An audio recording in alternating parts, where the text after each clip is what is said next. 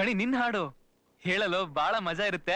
ಕವಿತೆ ಕವಿತೆ ನೀನೇಕೆ ಪದಗಳೇ ಕುಳಿತೆ ಕವಿತೆ ಕಳೆದೋಗಿರೋದನ್ನ ತುಂಬಾ ಹುಡುಕ್ಬಾರ್ದ್ರಿ, ಅದು ತಾನಾಗಿ ಸಿಗ್ತದೆ.